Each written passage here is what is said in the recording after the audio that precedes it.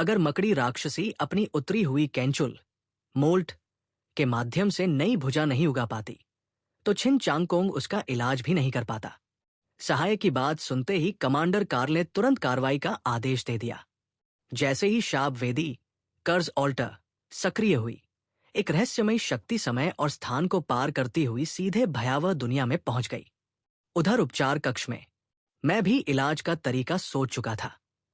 मैंने मकड़ी राक्षसी से कहा, तुम्हारी प्रजाति की विशेषता के अनुसार अगर तुम बहुत सारा भोजन खाकर पर्याप्त ऊर्जा इकट्ठा कर लो और फिर कैंचुल बदलो तो तुम्हारी टूटी हुई भुजा दोबारा उग जाएगी।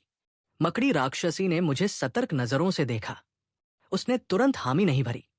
डॉक्टर, कैंचुल बदलने का समय हमारी जिंदगी का सबसे कमजोर समय होता है। हम हमेशा किसी सुरक्षित जगह पर ही ऐसा करते हैं। यहां न पर्याप्त भोजन है, न कोई सुरक्षित स्थान। इसलिए मैं ऐसा नहीं कर सकती। कृपया कोई दूसरा तरीका सोचिए। उसी समय हवा में अचानक एक अजीब ऊर्जा प्रकट हुई। वह बिजली की गति से मकड़ी राक्षसी के पूरे शरीर को घेरने लगी। उसने तुरंत खतरा महसूस किया और लड़ने की मुद्रा बना ली, लेकिन वह शक्ति इतनी तेज थी कि अगले ही पल उसके शरीर में समा गई। यहां तक कि अस्पताल की निदेशक भी उसे रोक नहीं सकी। मैंने भौहें सिकोड़कर पूछा, क्या तुम्हें पता है अभी ये क्या था? कुछ देर शांत रहने के बाद उसने उत्तर दिया, मुझे नहीं पता, लेकिन अचानक ऐसा लग रहा है जैसे मैंने बहुत ज्यादा खाना खा लिया हो। मेरा पेट पूरी तरह भर गया है। उसकी बात सुनकर लाइव प्रसारण देख रहे दर्शकों को कुछ समझ नहीं आया, लेकिन मुझे तुरंत सब समझ में आ गया। कोई जानबूझकर मेरा इलाज रोकने की कोशिश कर रहा था। मैंने मकड़ी राक्षसी से कहा, कोई मुझे निशाना बनाकर तुम्हारे इलाज में दखल दे रहा है। वह गुस्से से दहाड़ उठी। कौन है वह? अगर हाथ लग गया तो उसका सिर अपने हाथों से कुचल दूंगी। अब ड्रैगन देश के दर्शकों को भी पूरी बात समझ आ गई। धत्त, कोई हमारे खिलाड़ी के खिलाफ साजिश कर रहा है। जरूर लाइट हाउस देश अमेरिका का काम होगा। अगर छिन चांगकोंग की गति रुक गई तभी दूसरे देशों को जीतने का मौका मिलेगा। लेकिन एक और सवाल सबके मन में था, आखिर वास्तविक दुनिया से डरावने खेल को प्रभावित कैसे किया जा सकता है? ड्रैगन देश के आम नागरिक तो इन निषिद्ध वस्तुओं फॉरबिडन आर्टिफैक्ट्स के बारे में ज्यादा नहीं जानते थे, लेकिन उच्च अधिकारी तुरंत समझ गए। एक रिपोर्ट आई। गुप्त एजेंटों से सूचना मिली है कि अभी अभी फाइव आइज गठबंधन, फाइव आइज अलायंस, अपने निषिद्ध उपकरणों की जांच कर रहा था। बहुत संभव है कि यही उनकी करतूत हो।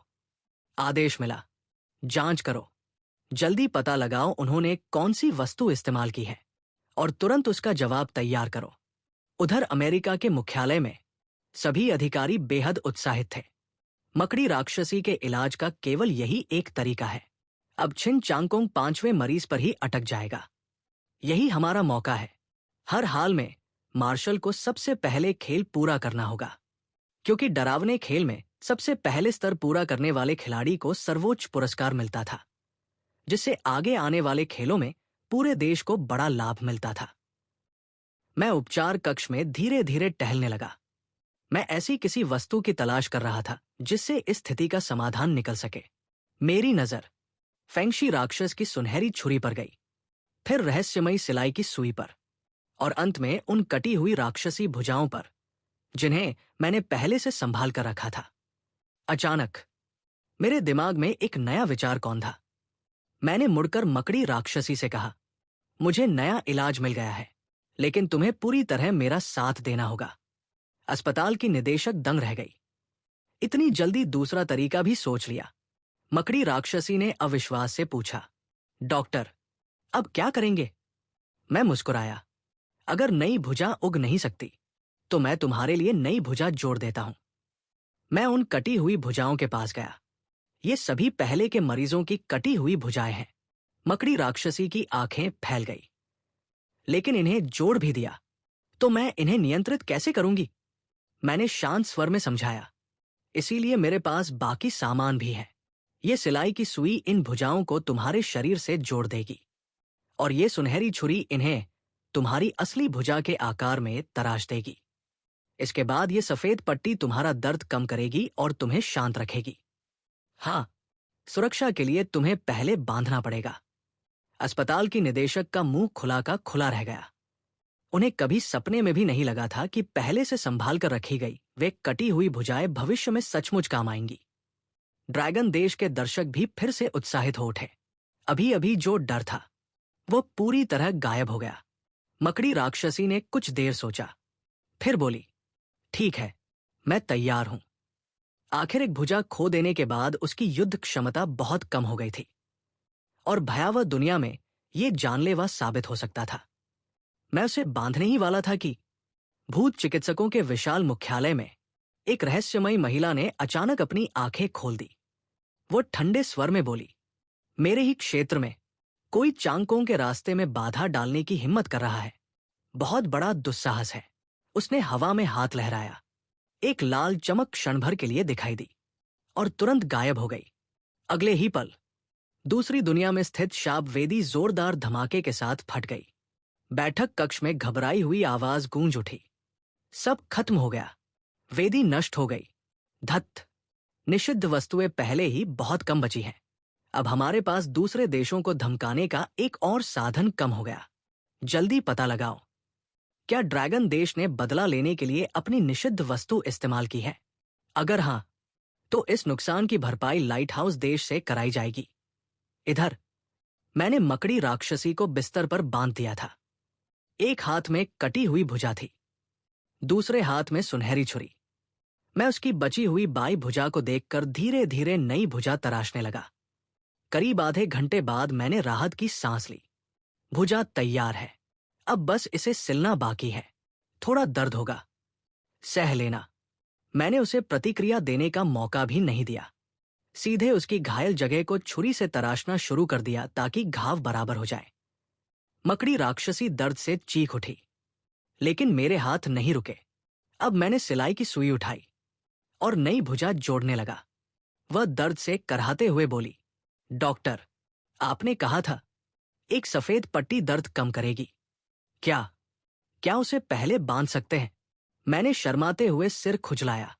ओह, माफ करना, जल्दी में मैं ये बात भूल गया था। मकड़ी राक्षसी मन ही मन रोने लगी, लेकिन अब वह मुझे डांटने की हिम्मत भी नहीं कर पा रही थी। जैसे ही पट्टी उसके सिर पर बंधी, उसे लगा जैसे उसकी चेतना शरीर से अलग हो गई हो। वह अपने ही ऑपरेशन को बाहर से देख रही थी। पूरे ऑपरेशन के दौरान उसने दांत भींचे रखे, जरा सी भी शिकायत नहीं की। अस्पताल की निदेशक भी पूरी सावधानी से मेरी सहायता करती रहीं। अब उपचार कक्ष का केंद्र मैं ही बन चुका था। लाइव प्रसारण में दर्शक लगातार संदेश भेज रहे थे। कमाल है, वो वहां खड़ा है और दो दो राक्षस उसकी बात मान रहे हैं। उसका आत्मविश्वास बाकी देशों के खिलाड़ियों से बिल्कुल अलग है। किसी ने लिखा, मैंने अभी जापान के टोकुगावा इचिरो का प्रसारण देखा। उसने भी छिन चांगकोंग की नकल की, लेकिन इलाज असफल रहा। अस्थिभक्षी राक्षस ने उसकी एक बाह और एक टांग खा ली। इतनी जोर से हंसी आ रही है। उधर मैंने मकड़ी राक्षसी की नई भुजा सफलतापूर्वक जोड़ दी। मैंने कहा, अब अपनी उंगलियां हिलाने की कोशिश करो। उसने नई भुजा की ओर देखा। बस मन में एक विचार आया और उसकी उंगलियां आसानी से हिलने लगी। उसकी आंखों में खुशी चमक उठी। बहुत बढ़िया, मेरी भुजा वापस आ गई। मेरी पूरी युद्ध क्षमता लौट आई। अस्पताल की निदेशक मुझे ध्यान से देखती रहीं। मन ही मन बोली, क्या अद्भुत इंसान है। भूतों के बारे में लगभग कुछ नहीं जानता, फिर भी ऐसे अविश्वसनीय इलाज सोच लेता है। आखिर ये अनोखा प्रतिभाशाली आया कहां से है? मैंने सुनहरी छुरी नीचे रखी, फिर मकड़ी राक्षसी की ओर देखकर मुस्कुराया। इलाज पूरा हो गया। अब मेरी फीस दे दो। तुम्हारे इलाज में मुझे काफी मेहनत करनी पड़ी है। पहले मिली सुनहरी छुरी, सिलाई की सुई और आत्मा शांत करने वाली पट्टी ने मुझे बहुत फायदा पहुंचाया था। आगे का खेल और भी खतरनाक होने वाला था।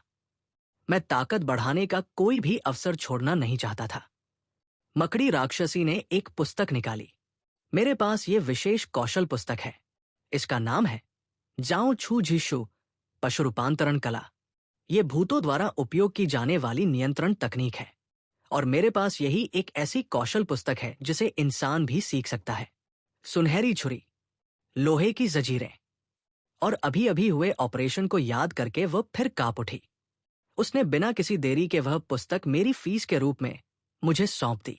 मैंने उत्सुकता से पूछा, ये जाओ छू झिशु पशु रूपांतरण कला आखिर कैसी कौशल है?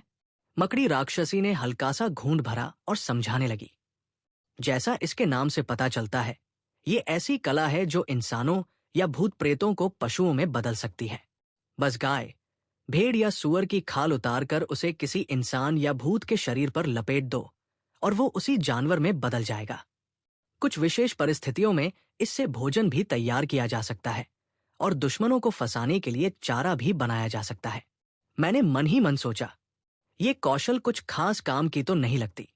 अगर किसी दुश्मन को खाल पहनाने लायक हालत में पहुंचा दिया है तो वह पहले ही पूरी तरह तुम्हारे काबू में है। फिर उसे जानवर बनाने की जरूरत ही क्या है? और इंसानों या भूतों को जानवर बनाकर कौन खाना चाहेगा? शायद उसने मेरे चेहरे के भाव पढ़ लिए। वह तुरंत बोली, डॉक्टर, डरावनी दुनिया में कौशल, स्किल्स का महत्व वस्तुओं, आइटम्स से कहीं अधिक होता है। हर एक कौशल बेहद दुर्लभ और कीमती होती है, और अगर कुछ विशेष शर्तें पूरी हो जाएं, तो पशु रूपांतरण कला विकसित होकर रूपांतरण मायावी कला, ट्रांसफॉर्मेशन सोर्सरी बन सकती है। तब आप दूर से ही दुश्मन को किसी जानवर में बदल सकते हैं। युद्ध में इसकी शक्ति बेहद भयानक होती है। मैंने पूछा, तो इसे उन्नत, अपग्रेड कैसे किया जाता है?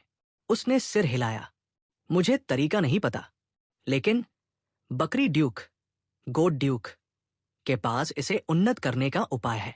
अगर आप चाहें तो मैं आपको उससे मिलवा सकती हूं। मैंने आश्चर्य से पूछा, ये बकरी ड्यूक कौन है? वो बोली, वह डरावनी दुनिया का एक अत्यंत शक्तिशाली प्रेत है। वो गोट कैसल का स्वामी है और शायद ही कभी बाहर निकलता है। ये सुनकर मेरी रुचि बढ़ गई।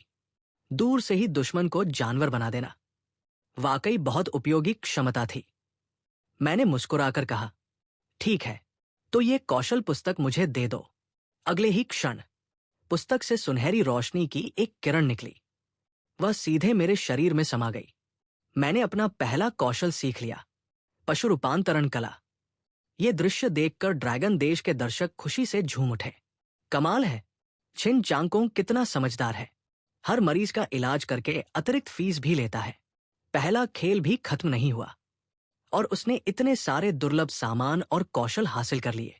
लेकिन दूसरे देशों के दर्शकों को यह बिल्कुल पसंद नहीं आया। उन्होंने तुरंत विरोध शुरू कर दिया। अगर उसके साथ विशेष व्यवहार न होता और अस्पताल की निदेशक खुद उसकी मार्गदर्शक न होती, तो क्या वो इतना आसान खेल पाता? दूसरे ने लिखा, हमारे खिलाड़ियों को तो मार्गदर्शक हर समय परेशान करते हैं। सिर्फ छिन चांगकोंग ही आराम से इलाज कर रहा है। ये बिल्कुल अन्याय है। एक और टिप्पणी आई, इतना ही नहीं, अस्पताल की निदेशक खुद उसकी सहायक बनी हुई है। जब बाकी भूत उसे देखते हैं तो डर के मारे कुछ बोल भी नहीं पाते। जरूर ड्रैगन देश ने खेल के नियमों को प्रभावित करने का कोई तरीका खोज लिया है। हम मांग करते हैं कि वे पूरी मानवता के हित में ये रहस्य सबको बताएं। उधर अमेरिका के उच्च स्तरीय सम्मेलन कक्ष में निराशा छाई हुई थी। कार्ल गुस्से से बोला, धत, छिन चांगकोंग ने नया इलाज भी खोज लिया। हमने घाना देश को $10 लाख दिए। इतनी बड़ी कीमत चुकाने के बाद भी उसे नहीं रोक पाए। उसने स्क्रीन पर तीसरे मरीज में फंसे मार्शल को देखा। कुछ देर चुप रहने के बाद गहरी सांस ली।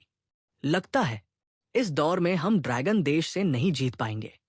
फिर उसने खुद को समझाया, लेकिन यह सीधा देशों के बीच मुकाबला नहीं है।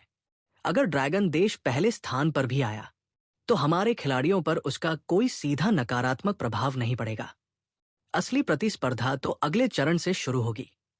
सहायक ने भी सहमति जताई। बिल्कुल सही।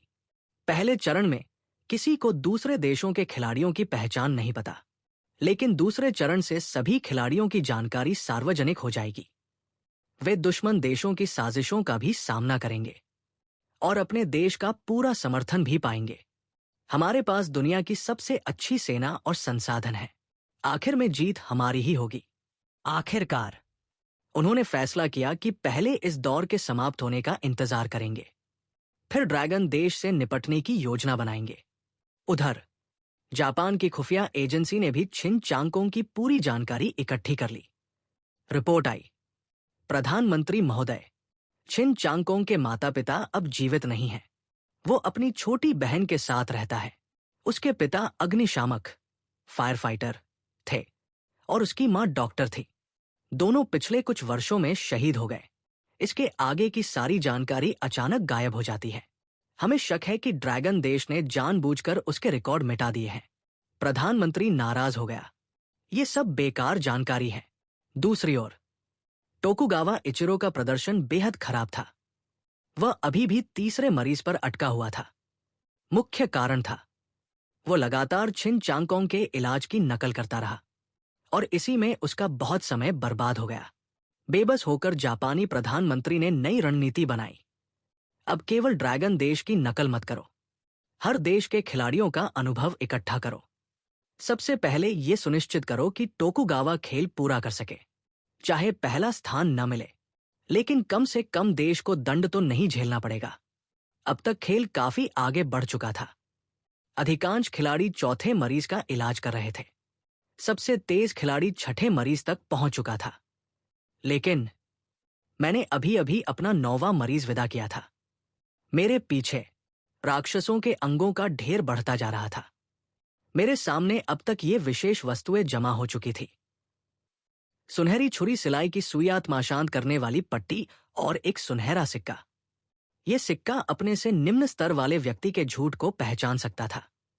इसका मतलब था, अब मुझे सिर्फ एक और मरीज का इलाज करना था और मैं ये भयावह खेल सफलतापूर्वक पूरा कर लेता।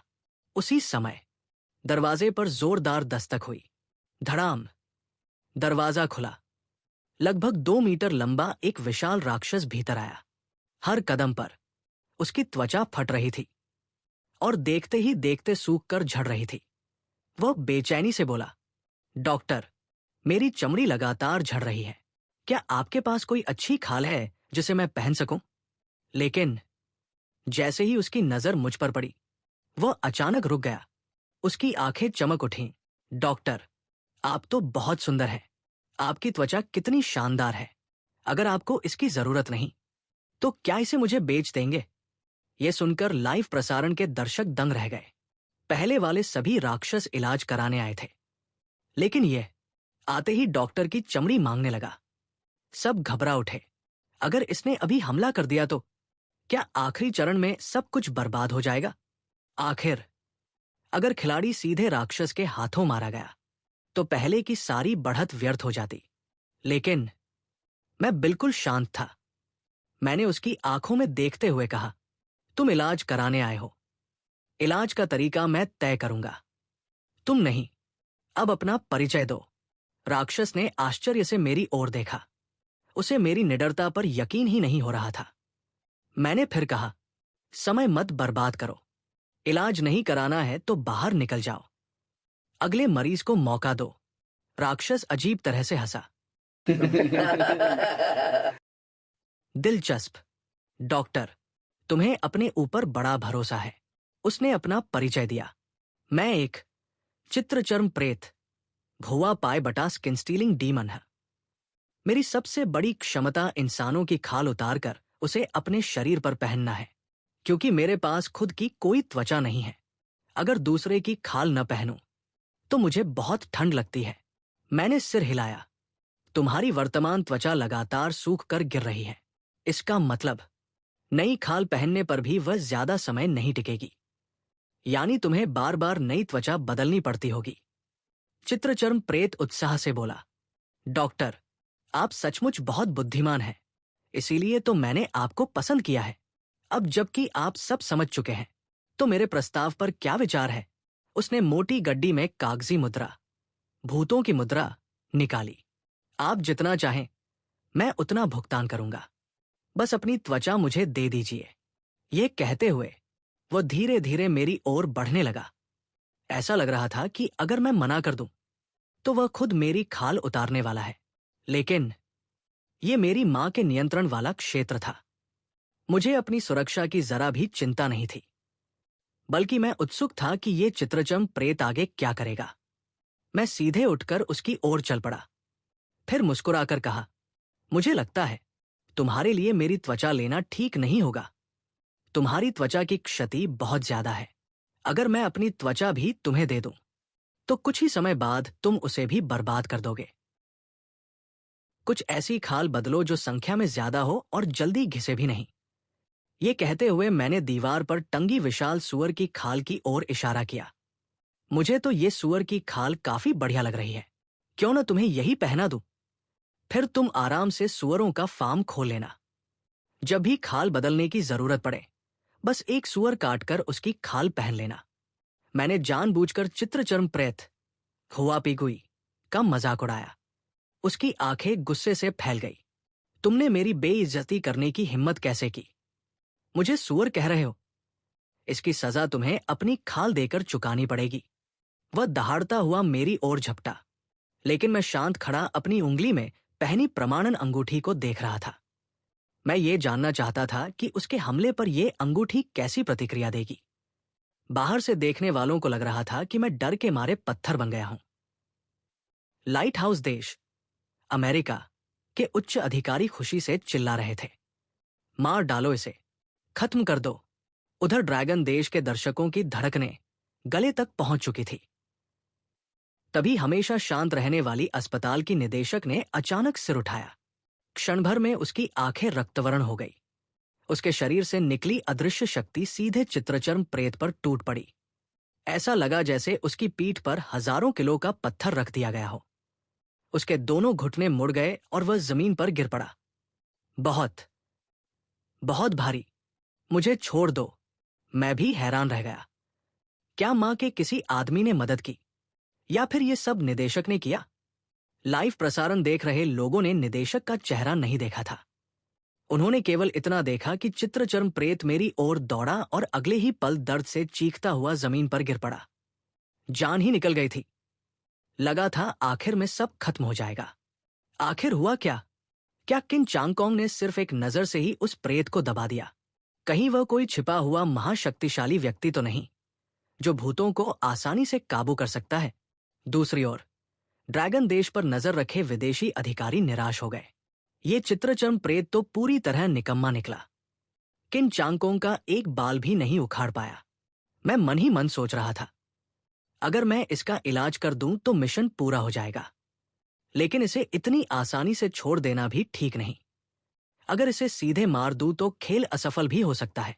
क्या ऐसा कोई तरीका है जिससे इसे सबक भी सिखा दूं और इसका इलाज भी हो जाए? उधर चित्रचर्म प्रेत अपनी पीठ पर बढ़ते दबाव को महसूस करते करते पूरी तरह टूट चुका था। उसे समझ ही नहीं आ रहा था कि सामने खड़ा ये इंसान बिना कुछ किए उसे कैसे दबा सकता है। वह भय से कांप उठा। डॉक्टर, मुझसे गलती हो गई, कृपा करके मुझे छोड़ दीजिए। मैंने उसकी बात अनसुनी कर दी। तभी मेरी नजर दीवार पर टंगी सूअर की खाल पर पड़ी और मेरे मन में अचानक एक विचार कौंधा। शायद पशु रूपांतरण कला जाओचू झीशु यहां काम आ सकती है। अगर मैं इस प्रेत को सूअर की खाल में लपेटकर सचमुच एक सूअर बना दूं, तो यह भी तो उसकी खाल बदलना ही हुआ। इस तरह उसका इलाज भी हो जाएगा। लेकिन भयलोक में किसी प्रेत का घरेलू पशु बन जाना उसके लिए हमेशा के लिए भोजन बन जाने के समान था। यह सोचकर मेरे होठों पर हल्की मुस्कान आ गई। मैं उसके सामने झुककर बोला, अब तुम्हारे सामने दो विकल्प हैं। पहला, मैं तुम्हें अभी मार डालूं। मेरी बात पूरी होने से पहले ही वह चिल्ला उठा, रहम, रहम। मैं दूसरा विकल्प चुनता हूं। मैं मुस्कुराया। दूसरा विकल्प यह है कि मैं तुम्हारा इलाज करूंगा, लेकिन इंसानी खाल से नहीं, सूअर की खाल से। उसका शरीर एकदम जड़ हो गया। उसकी आंखें अविश्वास से फैल गई। क्या हुआ? मंजूर नहीं? तो पहला विकल्प चुन लो। ना, नहीं, दूसरा ही ठीक है। डॉक्टर साहब, मेरी जान बख्श दीजिए। बाहर से वह दया की भीख मांग रहा था, लेकिन मन ही मन सोच रहा था, सूअर की खाल तो एक दिन सड़ जाएगी, तब मैं फिर इंसानी खाल पहन लूंगा और मौका मिलते ही इस इंसान की खाल उतारकर बदला लूंगा। मैंने उसकी चालाकी पर ध्यान ही नहीं दिया। सीधे सूअर की खाल उठाकर उसके शरीर पर डाल दी, फिर उंगलियां चटकाई। क्षण भर में सूअर की खाल सिकुड़ने लगी और उसके शरीर से पूरी तरह चिपक गई। भयानक दर्द उसके पूरे अस्तित्व में फैल गया। इतना ही नहीं, उसे महसूस हुआ कि उसकी सोचने समझने की क्षमता धीरे धीरे खत्म हो रही है। उसकी चेतना धुंधली पड़ने लगी। अगले ही पल कमरे के बीचों बीच इंसान जितने आकार का एक विशाल सूअर खड़ा था। उसने आखिरी बार मुझे क्रोध से देखा, फिर उसकी आंखों की सारी बुद्धि गायब हो गई। अब वह सचमुच एक साधारण सूअर बन चुका था। यह दृश्य देखकर पूरी दुनिया के दर्शक स्तब्ध रह गए। तभी सभी खिलाड़ियों के कानों में सिस्टम की घोषणा गूंज उठी। खिलाड़ी किन चांगकोंग ने सफलतापूर्वक 10 मरीजों का उपचार कर लिया है। हॉरर गेम का मिशन पूर्ण। मूल्यांकन एस रैंक। सभी गुणों में +10 अंक। पुरस्कार 10 भूत मुद्राएं। विशेष कौशल प्राप्त आत्मा विदारण। साथ ही एक लीगुई स्तर का खजाने का नक्शा प्राप्त हुआ। घोषणा समाप्त होते ही मेरे सामने सिस्टम पैनल खुल गया। आत्मा विदारण ये एक आक्रमण कौशल था। इससे शरीर की भूतिया शक्ति को नियंत्रित कर सीधे आत्मा पर वार किया जा सकता था। यह शारीरिक रक्षा को नजरअंदाज करके जीवित प्राणियों की आत्मा को घायल कर सकता था और बिना शरीर वाले प्रेतों पर भी प्रभावी था। मैं बेहद संतुष्ट था। एक ही गेम में मुझे 2 विशेष कौशल मिल गए थे। मेरी शक्ति भी बढ़कर दुष्ट आत्मा स्तर तक पहुंच गई थी। यह सौदा तो बेहद फायदे का रहा। मैंने खजाने का नक्शा खोलने की कोशिश की, लेकिन वह खुला ही नहीं।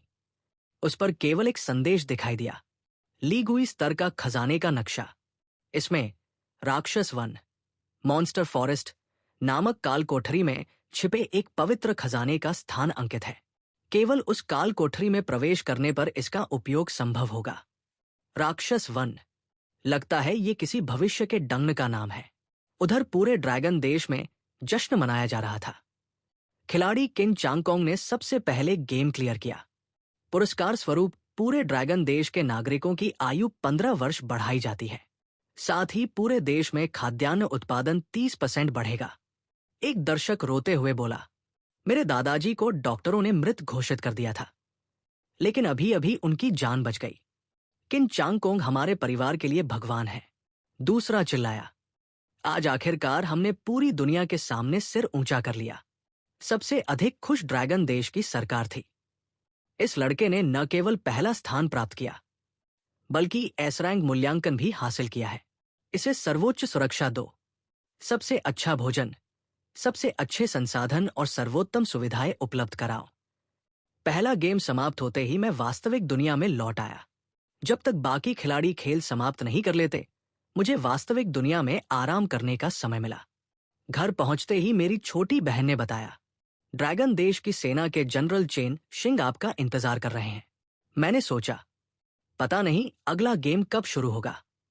इस बीच जितना संभव हो अपनी शक्ति बढ़ानी होगी, और इसमें सरकार की मदद सबसे तेज रास्ता थी। बैठक कक्ष में प्रवेश करते ही मैंने एक वृद्ध सैनिक को सीधी कमर के साथ बैठे देखा। मुझे देखते ही जनरल चेन शिंग खड़े हुए और सैन्य सलामी दी। उनकी आंखों में गहरा सम्मान था। किन साहब, हॉरर गेम में आपके उत्कृष्ट प्रदर्शन के लिए धन्यवाद। आपने पूरे देश के लिए अमूल्य समय जीता है। मैं सरकार की ओर से कुछ महत्वपूर्ण बातें बताने आया हूं। मैंने पूछा, देश की क्या व्यवस्था है? उन्होंने कहा, सबसे पहले आपको 15 लाख युआन का पुरस्कार दिया जा रहा है।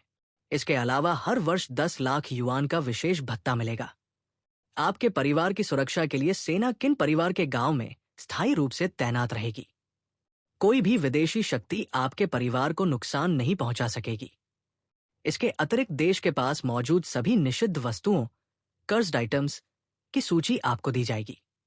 आप उनमें से अपनी आवश्यकता अनुसार कोई भी वस्तु चुन सकते हैं। ये सब पहले के खिलाड़ियों द्वारा लाए गए युद्ध पुरस्कार हैं। और अंत में हमने आपके गांव में एक विशेष सैन्य प्रशिक्षण केंद्र भी बनाया है।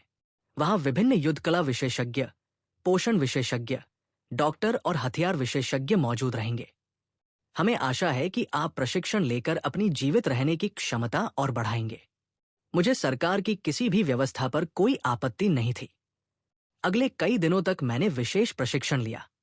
युद्ध विशेषज्ञों ने आत्मा विदारण और पशु रूपांतरण कला का गहराई से अध्ययन किया और उनके आधार पर विस्तृत युद्ध रणनीति तैयार की। कंप्यूटर विशेषज्ञों और मॉडल डिजाइनरों ने कौशलों का सिमुलेशन बनाया। भौतिकी, रसायन और जीव विज्ञान के वैज्ञानिकों ने मिलकर उनके प्रभावों का परीक्षण किया। सिर्फ 2 दिनों में मैं दोनों कौशलों में पूरी तरह निपुण हो गया। उस दौर में जहां पूरे देश में भोजन की भारी कमी थी, मुझे रोज ताजी झींगे, बेहतरीन गोमांस और पौष्टिक भोजन मिलता रहा। इस तरह 20 दिन कब बीत गए पता ही नहीं चला। फिर अचानक मेरे कानों में एक परिचित आवाज गूंजी। समय पूरा हुआ। स्थानांतरण प्रारंभ। अगले ही पल मैं एक छोटी लकड़ी की झोपड़ी में खड़ा था। दरवाजे से बाहर देखा तो चारों ओर अंतहीन वृक्षों की चोटियां दिखाई दे रही थी। मैंने सोचा, क्या मैं किसी घने जंगल में हूं? जब बाहर निकला तो पता चला, यह झोपड़ी वास्तव में एक विशाल पेड़ की चोटी पर बनी प्रहरी मीनार थी। नीचे दूर दूर तक घना जंगल फैला था।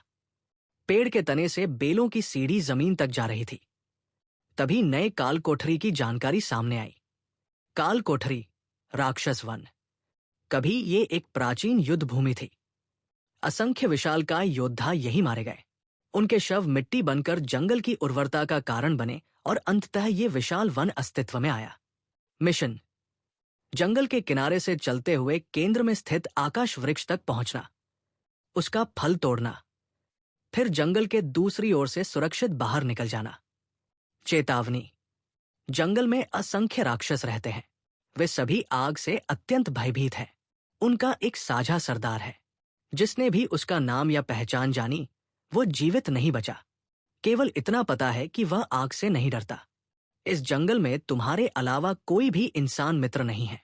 सभी मनुष्य तुम्हारे शत्रु हैं। और सबसे महत्वपूर्ण, यदि पीछे से कोई तुम्हारा नाम पुकारे तो किसी भी हालत में पीछे मुड़कर मत देखना। मैं अचानक चौंक उठा। यही तो वही राक्षस वन था जिसका उल्लेख खजाने के नक्शे में था। अब तक जो नक्शा नहीं खुल रहा था, वो स्वयं खुल गया। उसमें आकाश वृक्ष के पूर्व दिशा में एक सुनहरा निशान बना हुआ था। शायद वहीं खजाना छिपा था। मैंने मन ही मन तय किया, फल लेने से पहले अगर ये खजाना मिल जाए तो मेरी शक्ति कई गुना बढ़ जाएगी। उधर भयलोक के एक अज्ञात जंगल में एक गूंजती हुई हंसी सुनाई दी। अच्छा हुआ मैंने अपनी पूरी शक्ति लगाकर गेम को प्रभावित किया और राक्षस वन को इस बार की काल कोठरी बना दिया। अब किन चांगकोंग उस लीगुई स्तर के खजाने तक अवश्य पहुंच जाएगा। एक विशालकाय दैत्य शून्य के पार से मेरी गतिविधियों को देख रहा था। हालांकि उसकी शक्ति अब 3 स्टार स्तर तक पहुंच चुकी है, लेकिन राक्षस वन उसके लिए अभी भी बेहद खतरनाक है। उसे एक रक्षक देना ही होगा। उसने अपनी हड्डियों से बनी विशाल राजदंड को घुमाया। ऐसा लगा मानो कोई गाजर उखाड़ रहा हो। उसने पूरे का पूरा एक विशाल वृक्ष जड़ सहित उखाड़ लिया। जैसे ही वो वृक्ष आग में जलने लगा, लपटों के भीतर से एक काली छाया धीरे धीरे उभरने लगी। सड़ी हुई लाशों की आत्मा निगलने वाला वृक्ष। राक्षस वन तुम्हारे अधिकार क्षेत्र में आता है? विशाल दैत्य ने गंभीर स्वर में कहा। मैं तुम्हें एक आभा भेज रहा हूं। इस आभा को अच्छी तरह याद रखो। हर हाल में इस आभा के स्वामी की छिपकर रक्षा करना। काली परछाई बिना एक पल की देरी किए झुक गई। जैसी आज्ञा मेरे स्वामी। अगले ही क्षण राक्षस वन के मध्य खड़ा आकाश वृक्ष धीरे धीरे अपनी आंखें खोलने लगा। उसकी जड़ें धरती के भीतर और गहराई तक फैल गई। पूरे जंगल के अनगिनत पेड़ पौधे उसकी आंखें बन गए और वन के प्रत्येक जीव पर नजर रखने लगे। किसी को भी ये नहीं पता था कि इस पूरे जंगल का सबसे शक्तिशाली अस्तित्व अब एक इंसान का गुप्त अंगरक्षक बन चुका है। उधर मैंने अचानक सिर उठाया। मेरी रीढ़ में सिहरन दौड़ गई। ऐसा लगा जैसे कोई अदृश्य निगाह लगातार मुझे देख रही हो। मैंने चारों ओर नजर दौड़ाई, लेकिन कुछ भी असामान्य दिखाई नहीं दिया। आखिरकार मैंने फिर से खेल के नियमों का अध्ययन शुरू किया। पहला नियम कहता था, जंगल में राक्षस है और वे आग से बेहद डरते हैं। इसका मतलब था कि आग जलाकर अपनी सुरक्षा बढ़ाई जा सकती है। लेकिन नियमों में यह नहीं बताया गया था कि राक्षस आग देखते ही भाग जाते हैं या आग उनकी लड़ने की शक्ति भी कम कर देती है। दूसरा नियम, राक्षसों का एक सरदार है जो आग से बिल्कुल नहीं डरता। क्या इसका अर्थ यह है कि जो भी राक्षस आग से नहीं डरेगा वही सरदार होगा? तीसरा नियम सबसे दिलचस्प था। पूरे जंगल में मेरे अलावा कोई दूसरा इंसान नहीं है। लेकिन यह तो राष्ट्रीय भाग्य वाला खेल था। दूसरे देशों के खिलाड़ी भी तो इसमें शामिल थे। क्या वे इंसान नहीं थे? या फिर हर खिलाड़ी अलग अलग समय और स्थान के राक्षस वन में मौजूद था? और आखिरी नियम, यदि पीछे से कोई मेरा नाम पुकारे तो मुझे तुरंत पीछे मुड़कर देखना होगा। लेकिन पूरे जंगल में अगर कोई इंसान है ही नहीं तो मेरा नाम कौन पुकारेगा? क्या कोई प्रेत? लेकिन अगर वह प्रेत है तो उससे भागने के बजाय पीछे मुड़ना क्यों जरूरी है? यह नियम जितना छोटा था उतना ही रहस्यमय भी। मैं वापस लकड़ी की झोपड़ी में गया, अपनी सुनहरी छुरी से बिस्तर तोड़ डाला, फिर उस पर बिछी ताड़ की चटाई फाड़कर 3 छोटे छोटे मशाल बना लिए। इसके बाद मैंने जेब से एक लाइटर निकाला और एक मशाल जला दी। हॉरर गेम में बाहर की दुनिया की सामान्य वस्तुएं भीतर नहीं लाई जा सकती थी, लेकिन यह लाइटर सामान्य नहीं था। यह ड्रैगन देश द्वारा दिया गया एक निषिद्ध वस्तु, कर्स्ड आइटम था। असल में मैंने सरकारी खजाने से 3 विशेष वस्तुएं चुनी थी। उनमें से यही लाइटर सबसे उपयोगी था। इसकी आग अत्यधिक तापमान वाली थी और जिस राक्षस को छू लेती उसके शरीर से आसानी से बुझती नहीं थी। सारी तैयारी पूरी होने के बाद मैं सीधे खजाने वाले स्थान की ओर चल पड़ा। ड्रैगन देश के दर्शक हैरान रह गए। अरे, वह आकाश वृक्ष की ओर क्यों नहीं जा रहा? शायद उसके हाथ में जो खजाने का नक्शा है उसी की वजह से। भले ही हम नक्शा नहीं देख पा रहे हों, लेकिन साफ है कि किन चांगकोंग पहले खजाना ढूंढना चाहता है। अभी सबसे जरूरी मिशन पूरा करना है। ऐसे समय में खजाना ढूंढना सही है क्या? कौन जाने उसी खजाने में इस चरण का सबसे महत्वपूर्ण उपकरण छिपा हो। लाइव प्रसारण में लोग 2 गुटों में बंट गए। एक पक्ष कह रहा था कि पहले मिशन पूरा होना चाहिए। दूसरा पक्ष मानता था कि पहले खजाना खोजना ज्यादा समझदारी है। इसी बीच विदेशी देशों द्वारा भेजे गए बड़ी संख्या में इंटरनेट ट्रोल भी बहस में शामिल होकर जानबूझकर भ्रम फैलाने लगे ताकि ड्रैगन देश के नेताओं का निर्णय प्रभावित किया जा सके। तभी पूरे हॉरर गेम में एक गंभीर घोषणा गूंज उठी। एरकाश द्वीप के खिलाड़ी की मृत्यु हो चुकी है। सजा, सभी नागरिकों की आयु 15 वर्ष कम, खाद्यान्न उत्पादन 30% कम, खनिज संसाधन 20% कम, खेल समाप्त होने पर राष्ट्रीय दंड लागू होगा। यह सुनते ही पूरी दुनिया सन्न रह गई। सबको फिर से एहसास हो गया कि यह राष्ट्रीय भाग्य का खेल कितना निर्दयी था। ड्रैगन देश के सर्वोच्च रणनीतिक सम्मेलन कक्ष में तुरंत पहली खुफिया बैठक शुरू हुई। मौजूदा जानकारी के अनुसार एरकाश द्वीप का खिलाड़ी जंगल में प्रवेश करते ही किसी अज्ञात राक्षस द्वारा मार दिया गया था। मृत्यु का कारण अब भी स्पष्ट नहीं था। 3 लाख से भी कम आबादी वाले इस छोटे से देश का पिछले कई खेलों में प्रदर्शन बेहद खराब रहा था। लगातार मिलने वाली सजाओं ने उसे पहले ही तबाही के कगार पर पहुंचा दिया था। संभवतः इस बार उसका अस्तित्व ही समाप्त हो जाएगा। कमांडर ने गंभीर स्वर में पूछा, क्या लाइव रिकॉर्डिंग देखकर हत्यारे का पता लगाया जा सकता है? हमें जितनी भी जानकारी मिले तुरंत किन चांगकोंग तक पहुंचानी होगी ताकि वो ऐसी ही गलती न दोहराए। एक अधिकारी खड़ा हुआ।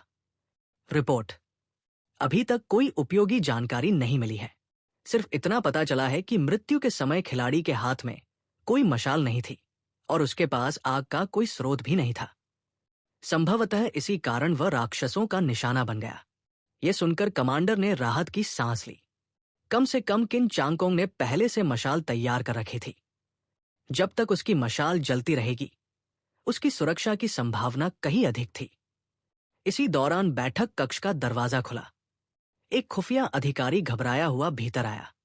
ताजा समाचार, एरकाश द्वीप ने अभी अभी लाइट हाउस देश के साथ समझौता कर लिया है। आज से एरकाश द्वीप आधिकारिक रूप से लाइट हाउस देश का 51वां राज्य बन जाएगा। साथ ही पूरे द्वीप की आबादी लाइट हाउस देश में स्थानांतरित कर दी जाएगी। यह सुनते ही पूरा सम्मेलन कक्ष स्तब्ध रह गया। लाइट हाउस देश इस बर्बाद देश को अपने साथ क्यों मिला रहा है जब तक उन्हें कोई बहुत बड़ा लाभ न मिल रहा हो? ऐसा करना असंभव है। तुरंत ड्रैगन देश, भालू देश और भारत सहित कई बड़े देशों ने जांच शुरू कर दी। जल्द ही उनके जासूस एरकाश द्वीप में घुस गए। जांच का परिणाम चौंका देने वाला था। उनके पास कई ऐसे निषिद्ध उपकरण थे जो वास्तविक दुनिया से हॉरर दुनिया को प्रभावित कर सकते थे। भले ही वे सीधे दुश्मन खिलाड़ियों को मार नहीं सकते थे, लेकिन यदि सही समय पर उनका उपयोग किया जाए तो वे दुश्मनों के लिए भयंकर बाधाएं पैदा कर सकते थे। और इतने खतरनाक वातावरण में इतनी सी रुकावट भी किसी खिलाड़ी की जान लेने के लिए पर्याप्त थी। हालांकि इन उपकरणों को सक्रिय करने के लिए भारी कीमत चुकानी पड़ती थी। कभी बड़ी मात्रा में अनाज की बलि देनी पड़ती थी, कभी जानवरों की लाशें और कभी इंसानी खून। एरकाश द्वीप के पास इतने संसाधन नहीं थे। लेकिन दुनिया की सबसे शक्तिशाली ताकत लाइट हाउस देश आज भी संसाधनों के मामले में सबसे आगे था। ऐसे निषिद्ध उपकरणों का सबसे प्रभावी उपयोग वही कर सकता था। सच्चाई सामने आते ही ड्रैगन देश, भालू देश और भारत पूरी तरह सतर्क हो गए। वही लाइट हाउस देश और उसके पांचा गठबंधन का मनोबल आसमान छूने लगा। ड्रैगन देश वालों, अब हमारा खेल देखना। लेकिन मुझे इन सब बातों की कोई खबर नहीं थी। मैं हाथ में मशाल लिए जंगल में आगे बढ़ता जा रहा था। रास्ते भर दुश्मनों पर नजर रखने के साथ साथ मैं पेड़ों की राल भी ढूंढ रहा था, क्योंकि ताड़ की चटाई से बनी मशाल ज्यादा देर तक नहीं जल सकती थी। अगर कहीं राल, तेल या फलों का मोम मिल जाए तो मशाल की जलने की अवधि काफी बढ़ सकती थी। अचानक किन चांगकोंग, पीछे से एक भारी पुरुष आवाज गूंजी। मैं तुरंत सतर्क हो गया। बिना एक पल गवाए पीछे मुड़कर देखा। करीब 5 मीटर दूर जापान का खिलाड़ी टोकुगावा इचिरो मेरी ओर भागता हुआ आ रहा था। एक हाथ में मशाल थी, दूसरे हाथ में हरा फल। वह चीख रहा था, किन चांगकोंग, मुझे बचाओ, मैं आकाश वृक्ष का फल तुम्हें दे दूंगा। उसके कंधे के पीछे मुझे एक धुंधली काली आकृति दिखाई दी। चेहरा साफ नहीं दिख रहा था, लेकिन इतना निश्चित था, वह इंसान नहीं था। और इस जंगल में जो इंसान नहीं, वह निश्चित रूप से राक्षस था। मैंने बिना एक क्षण गवाए अपनी मशाल भाले की तरह उसकी ओर फेंक दी। तुम क्या कर रहे हो? मैं भी इंसान हूं। टोकुगावा इचिरो फुर्ती से एक ओर हट गया। उसके चेहरे पर भय और क्रोध दोनों थे। मेरे साथ मिलकर उस राक्षस से लड़ो। मैं सचमुच आकाश वृक्ष का फल तुम्हें दे दूंगा। लेकिन मैंने उसकी एक भी बात नहीं सुनी। मैंने अपना दाया हाथ उठाया और तुरंत आत्मा विदारण कौशल का प्रयोग किया। टोकुगावा इचिरो बिजली गिरने की तरह वहीं जड़ हो गया। अगले ही पल उसका पूरा शरीर विस्फोट के साथ टुकड़ों में बिखर गया। इसके बाद मैंने अपनी मशाल उसके पीछे खड़े राक्षस की ओर कर दी। वह आग से बेहद भयभीत था। कुछ पल झिझका, फिर मुड़कर जंगल की गहराइयों में भाग गया। ड्रैगन देश के लाइव प्रसारण में टिप्पणियों की बाढ़ आ गई। वाह, किन चांगकोंग ने एक ही वार में टोकुगावा इचिरो को खत्म कर दिया। कमाल की ताकत है। लगता है अभी पूरे खेल में हमला करने वाला कौशल सिर्फ किन चांगकोंग के पास है। अब तो साफ है कि लाइट हाउस देश के पास चाहे जितनी निषिद्ध वस्तुएं हों, फिर भी वे पूरी तरह हावी नहीं हैं। उधर ड्रैगन देश के प्रसारण में छिपे जापानी दर्शकों को भी आखिर समझ आ गया कि अभी अभी क्या हुआ है। क्या टोकुगावा इचिरो को ड्रैगन देश के खिलाड़ी ने मार दिया? ये सोचते ही पूरे जापान में हड़कंप मच गया। लाखों लोग गुस्से से भर उठे। शापित ड्रैगन देश, उन्होंने हमारे खिलाड़ी की हत्या कर दी। क्या अब हमारे देश को भी खेल की सजा मिलेगी? मैं मरना नहीं चाहता। 1 लाख से अधिक जापानी दर्शकों की चीख पुकार पूरे इंटरनेट पर फैल गई। जापानी दर्शकों के आरोप सुनकर ड्रैगन देश के लोग जोर जोर से हंसने लगे। तुम लोगों का दिमाग खराब हो गया है क्या? खेल के नियम साफ कहते हैं कि पूरे जंगल में खिलाड़ी के अलावा कोई इंसान नहीं है। इसलिए वो टोकुगावा इचिरो नहीं, बल्कि जंगल का कोई राक्षस था जिसने उसका रूप धारण किया था। हा, जापान वाले तो सचमुच डर के मारे अपना होश खो बैठे। ये सुनते ही जापानी दर्शक घबराकर अपने देश के लाइव प्रसारण में लौटे। वहां उन्होंने देखा कि असली टोकुगावा इचिरो पूरी तरह सुरक्षित था। उधर भयलोक के एक अज्ञात जंगल में मेरे पिता जोर से हंस पड़े। वाकई मेरा बेटा है। लड़ने की क्षमता कमाल की है। उसकी हर चाल में हमारे परिवार की पारंपरिक युद्ध कला की झलक दिखाई देती है। इस गति से वह जल्द ही हॉरर किंग के स्तर तक पहुंच जाएगा। मैंने चारों ओर नजर दौड़ाई। एक बार फिर वही अजीब सा एहसास हुआ, मानो कोई लगातार मेरी गतिविधियों पर नजर रख रहा हो। ऐसा एहसास पिछली बार भूतिया अस्पताल में कभी नहीं हुआ था। मैंने मन ही मन सोचा, ये जगह सुरक्षित नहीं है। मुझे जितनी जल्दी हो सके खजाने तक पहुंचना होगा। उधर लाइट हाउस देश का खिलाड़ी मार्शल भी ठीक ऐसी ही स्थिति का सामना कर रहा था। मार्शल, मुझे बचाओ, मैं तुम्हें आकाश वृक्ष का फल दे दूंगा। उसके पीछे से मेरी ही आवाज सुनाई दी। मार्शल ने हाथ में सैन्य चाकू पकड़े तुरंत पीछे मुड़कर देखा। उसके चेहरे पर तिरस्कार भरी मुस्कान थी। मैं खेल के नियम अच्छी तरह याद रखता हूं। इतनी घटिया एक्टिंग से मुझे बेवकूफ नहीं बनाया जा सकता।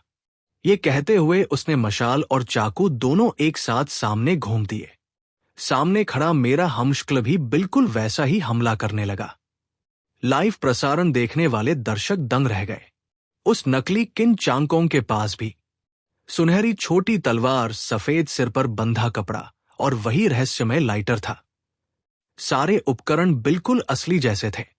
इस कारण उसकी लड़ने की क्षमता भी लगभग असली किन चांगकोंग जैसी लग रही थी। सौभाग्य से मार्शल समुद्री सेना का अनुभवी अधिकारी था। उसके शरीर पर मौजूद सभी अजीब हथियार भी लाइट हाउस देश के खजाने से चुनी गई निषिद्ध वस्तुएं थी। कुछ ही क्षणों में उसने बढ़त हासिल कर ली, लेकिन जब उसका चाकू मेरे शरीर से टकराया तो ऐसा लगा जैसे उसने हवा या झाग को काट दिया हो। मार्शल की आंखें फैल गई। इसका कोई शरीर ही नहीं है। उसी पल मेरे हाथ की सुनहरी तलवार उसकी बाह पर लगी। उसकी मशाल दूर जाकर गिर गई। हालांकि उसकी सैन्य वर्दी में असाधारण सुरक्षा शक्ति थी, इसलिए उसे कोई चोट नहीं लगी। लेकिन जैसे ही मशाल दूर गिरी, मैं घबराकर पीछे हट गया और तभी मेरा असली रूप सामने आ गया। मैं एक विशाल आदमखोर फूल था। मैंने अपना विशाल रक्तरंजित मुंह खोला। उसके भीतर से अनगिनत रक्तबाण मार्शल की ओर बरसने लगे। हालांकि उसकी सैन्य वर्दी ने अधिकांश हमलों को रोक लिया, फिर भी उसे तेज जलन महसूस हुई। यह अचानक हुआ परिवर्तन उसे भारी पड़ गया। वह समझ गया कि परिस्थिति उसके खिलाफ होती जा रही है। तुरंत उसने अपनी वस्तु सूची से एक पिस्तौल निकाली। पूरी पिस्तौल बहते हुए रक्त से ढकी हुई थी। स्पष्ट था कि यह भी एक निषिद्ध वस्तु थी। उसने अपनी उंगली चाकू से काटी। रक्त की कुछ बूंदें पिस्तौल पर टपकाई। करोड़ों दर्शकों के सामने पूरी बंदूक लाल प्रकाश से चमक उठी।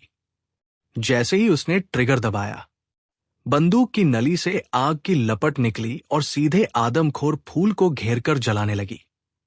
भयानक चीख पूरे जंगल में गूंज उठी। मार्शल के होठों पर संतोष भरी मुस्कान आ गई। वह इस लड़ाई से बेहद संतुष्ट था। पहले उसने नकली किन चांगकोंग को हराया, फिर उससे भी खतरनाक असली राक्षस को। उसे पूरा विश्वास हो गया कि उसकी युद्ध क्षमता बाकी सभी खिलाड़ियों से कहीं अधिक है। बस अफसोस इतना था कि इस चरण में खिलाड़ियों को एक दूसरे से नहीं, बल्कि काल कोठरी से लड़ना था। यदि सीधी भिड़ंत होती तो वह दूसरे देशों के सभी खिलाड़ियों को मार डालता। लाइट हाउस देश के दर्शक खुशी से उछल पड़े। वे बड़ी संख्या में ड्रैगन देश के लाइव प्रसारण में पहुंच गए।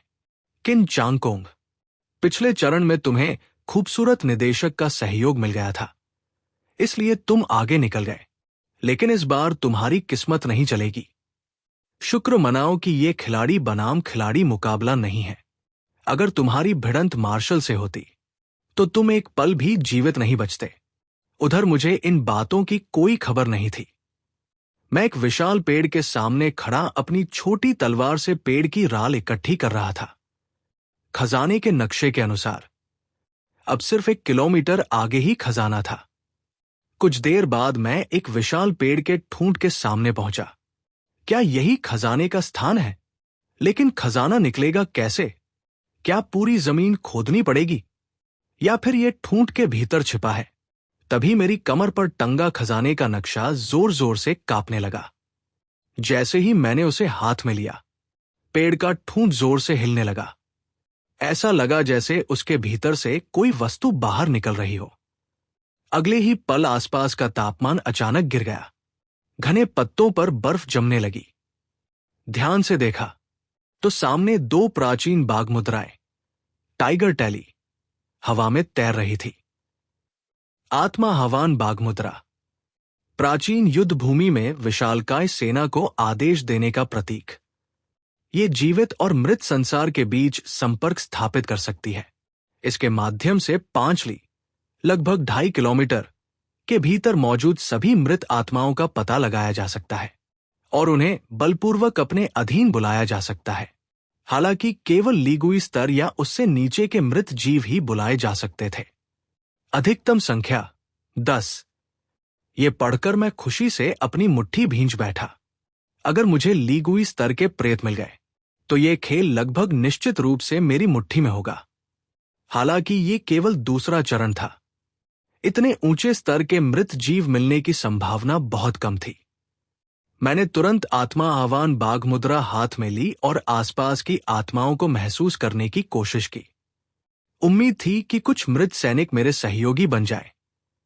तभी मेरे मन में एक अजीब अनुभूति पैदा हुई, जैसे कोई मुझे पुकार रहा हो। मैं बिना सोचे उसी दिशा में चल पड़ा।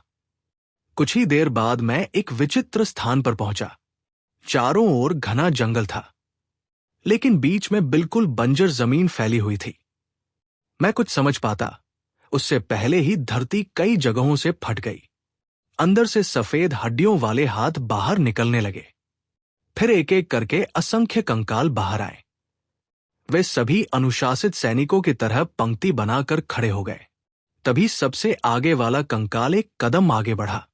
उसने गंभीर स्वर में पूछा, हम महान तांग साम्राज्य की गुई सेना के सैनिक हैं।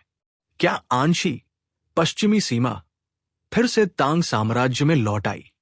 क्या जनरल झांग यीचाओ अपना अभियान सफलतापूर्वक पूरा कर पाए? मैं एक पल के लिए स्तब्ध रह गया। तांग की गुई सेना, जनरल झांग यीचाओ, तो ये सभी चीन के महान राष्ट्रीय नायक झांग यीचाओ के अधीन सैनिक थे। आंशी विद्रोह के बाद तिब्बती साम्राज्य ने दशकों तक पश्चिमी क्षेत्रों पर कब्जा कर रखा था।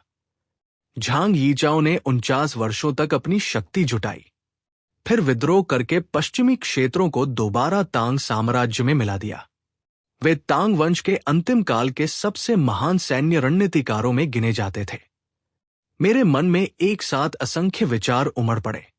मैं ये सोचने का समय भी नहीं निकाल पाया कि तांग साम्राज्य की सेना के ये कंकाल आखिर इस राक्षस वन में कैसे पहुंचे। उधर लाइट हाउस देश के उच्च अधिकारी ये सुनकर भी ज्यादा प्रभावित नहीं हुए कि मैंने 5 मृत सैनिकों को बुला लिया है। उनकी राय थी, ये केवल प्राचीन हथियारों से लड़ने का अनुभव रखने वाले कंकाल हैं। हॉरर गेम में इनकी कोई खास कीमत नहीं। उनका ध्यान पूरी तरह मार्शल पर था। जंगल के राक्षस अनुमान से भी अधिक आग से डरते हैं और मार्शल के पास रक्त अग्नि पिस्तौल है। बस उसे किसी तरह आकाश वृक्ष का फल मिल जाए तो वह बाकी खिलाड़ियों से बहुत आगे निकल जाएगा। इस समय हमारे लिए बहुमूल्य संकेत का उपयोग करना उचित नहीं होगा। उसी समय मार्शल आकाश वृक्ष तक पहुंच चुका था। पेड़ बेहद ऊंचा था। फल जमीन से कम 10 मीटर ऊपर लटक रहे थे। उसने अनुमान लगाया, फल पाने के लिए पेड़ पर चढ़ना ही पड़ेगा। लेकिन नीचे कम से कम 20 राक्षस घूम रहे थे। यदि उन्हें पहले न हटाया गया तो पेड़ पर चढ़ते समय वे हमला कर देंगे। हालांकि रक्त अग्नि पिस्तौल बहुत शक्तिशाली थी, लेकिन हर बार चलाने पर उसे अपना रक्त देना पड़ता था, इसलिए उसे अंतिम हथियार की तरह ही इस्तेमाल किया जा सकता था। कुछ देर सोचने के बाद उसने योजना बनाई। राक्षसों को एक एक करके फंसाया जाए और अलग अलग मार गिराया जाए। उसने जाल तैयार किया और धीरे धीरे आकाश वृक्ष की ओर बढ़ा। पहले राक्षस के पास पहुंचकर उसने एक छोटा पत्थर फेंका। अगले ही पल इंसानी चेहरे वाला एक विशाल कैटरपिलर उसकी ओर झपट पड़ा। मार्शल ने मशाल और चाकू लेकर उससे लड़ाई शुरू कर दी। करीब 15 मिनट बाद उसने आसानी से उस राक्षस को मार गिराया। उधर जापान के प्रधानमंत्री का चेहरा बेहद गंभीर था। वे मार्शल और मेरी लड़ाई की रिकॉर्डिंग देख रहे थे। उन्हें साफ महसूस हो रहा था मार्शल और किन चांगकोंग दोनों को अपने अपने देशों से बहुत बड़ी सहायता मिली थी, जबकि टोकुगावा इचिरो के पास उतनी निषिद्ध वस्तुएं नहीं थी। स्पष्ट रूप से वह पीछे रह गया था। उन्होंने तुरंत आदेश दिया, निषिद्ध वस्तुओं की खोज तेज कर दो। हर हॉरर गेम में 200 से अधिक देश भाग लेते हैं। जरूर कुछ ऐसी वस्तुएं होंगी जिनके बारे में दुनिया अभी तक नहीं जानती। छोटे देशों के पास उन्हें सही तरह इस्तेमाल करने की क्षमता नहीं है। ऐसी वस्तुएं उनके पास रहकर बेकार हैं। उन्हें गुप्त रूप से हासिल कर लो। आदेश मिलते ही जापानी सेना सक्रिय हो गई। इस समय हॉरर दुनिया में आधे से अधिक खिलाड़ी आकाश वृक्ष के नीचे मौजूद राक्षसों को साफ करने में लगे थे, और मैं अभी अभी वहां पहुंचा था। लाइव प्रसारण देखने वाले दर्शक बेचैन होने लगे। किन चांगकोंग साफ तौर पर बाकी खिलाड़ियों से पीछे चल रहा है। अगर उसने जल्दी कुछ नहीं किया तो शायद वो पीछे रह जाएगा। लेकिन मुझे जरा भी घबराहट नहीं थी। मैं एक मृत सैनिक को साथ लेकर एक ऊंचे पेड़ पर चढ़ गया। बाकी 4 मृत सैनिक आकाश वृक्ष के चारों ओर अलग अलग दिशाओं में जाकर राक्षसों की संख्या गिनने लगे। दूर से देखने पर उनमें से एक सैनिक ने महसूस किया, पेड़ की शाखाओं पर भी राक्षस छिपे हुए हैं। मैंने सोचा, पहले नीचे वाले राक्षसों का सफाया करना होगा, फिर ऊपर छिपे दुश्मनों से निपटेंगे। मैंने पास खड़े मृत सैनिक की ओर देखा और मुस्कुराकर कहा, हमारे पास इतने लोग हैं तो क्यों न खूब सारी पेड़ की राल इकट्ठी करके एक बड़ा जाल बनाया जाए। मैंने फैसला कर लिया है, पूरा जंगल आग के हवाले कर देंगे।